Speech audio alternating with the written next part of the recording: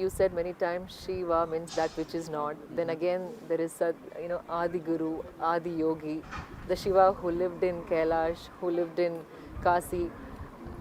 What is that like? What is that which is not, and what is this Shiva whom you talk as Adi Yogi? See, Shiva means that which is not. When we say that which is not, we are talking about a dimension which is not physical in nature. Because our perception, our sense perception is such that we can only perceive that which is physical.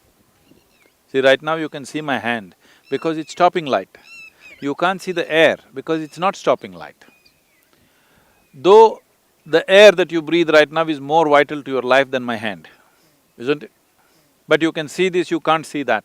In other words, our senses are geared to see only what is required for our survival process.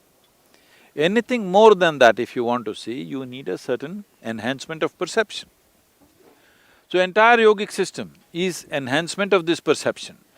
Yoga is not a philosophy, it is not an ideology, it's not something that you believe in or disbelieve in.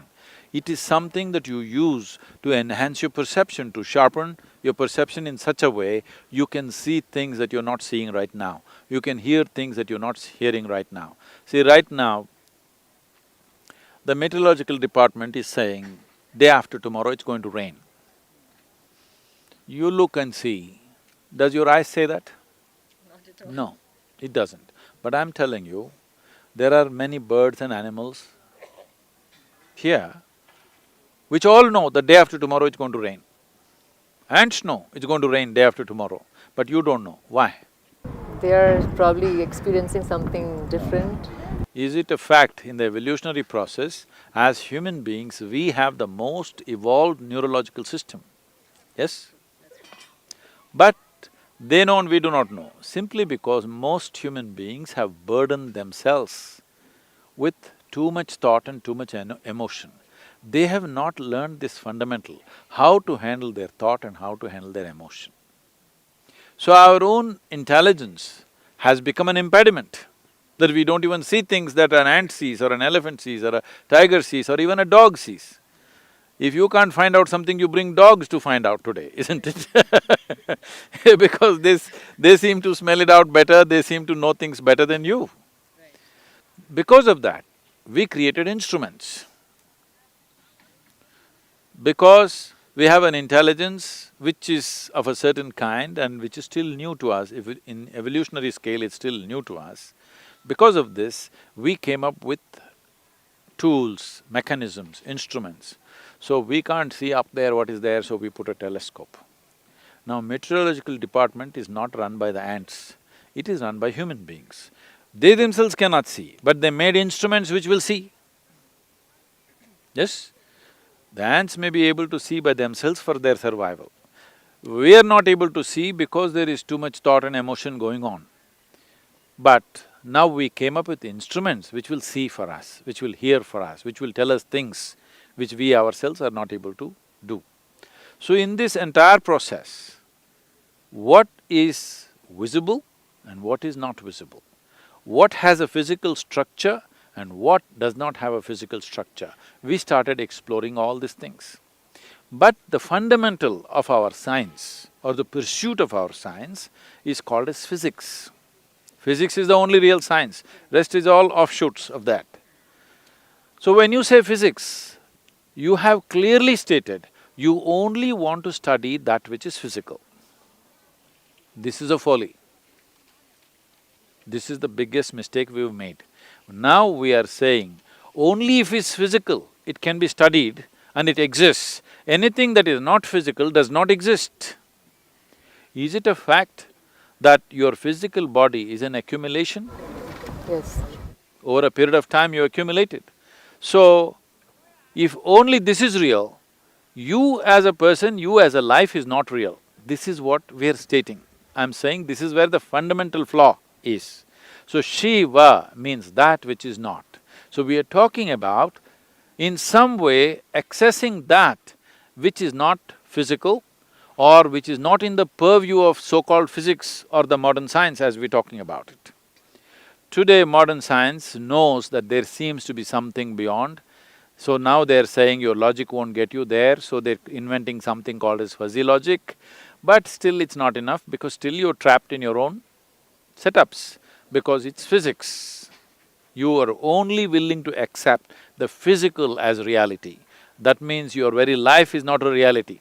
The life that you are is not a reality, only your body is reality. So we have developed an entire culture based on this. When you say Shiva, in a way, you're transcending that limitation of cultural limitations, scientific limitations, the mindset limitations that people have. Then where did he come from? If you grasped certain things and you got a certificate, you have grasped certain aspects of human body, we will tell you, oh, she's doctor. So how did you become a doctor? Because you perceived something. So now, a yogi came, he never bothered to introduce himself. So we call him the first yogi. Adiyogi means the first yogi, because he never told us his name. Then somebody said, but he is Shiva, because he's grasped that which is not. Because he has grasped that which is not, we also call him Shiva. So, right now, in the popular culture, he is Shiva, but in the spiritual culture, he is Adiyogi. Because for him, for us, he is a yogi, that's why we are interested in him. Because he experienced that which is not, we also call him Shiva. Now, if you look here, the male members of the people who are sitting here, more than 70% of them, their names are some expression of Shiva. Have they realized something? Have they seen that which is not? No. But they are capable. So we know they are potential Shiva. So we call them also Shiva. We may even name our dog Shiva, okay? We don't think it's an offense. Because a dog does not know that which is not. A dog is not a yogi. The dog is not going to realize either in his life, but we know he also comes from the same source. As I came, as you came, he also comes from the same source. So we don't think it's a improper thing to call our dog also yoga. Some people are getting very offended that I said this.